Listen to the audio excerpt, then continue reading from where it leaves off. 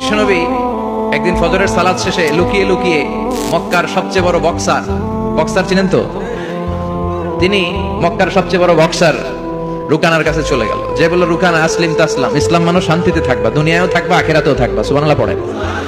রুকানা বলে, না আব্দুল্লাহর বেটা মোহাম্মদ, আমি তো কালিমা পড়বো না, যদি বক্সিং খেলে আমারে হারাই দিতে পারো তাইলে কালিমা পড়ুক। বিশ্বনবী বললেন, আমি তো বক্সিং খেলি না রে বাপ। রুকানা বলল, তাহলে আমিও কালিমা পড়ি না।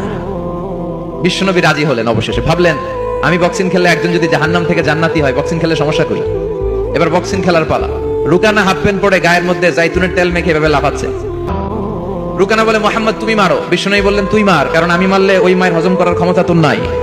রেশমের কাপড়ের চেয়েও বিশ্বনবীর হাতের তালু সফট ছিল।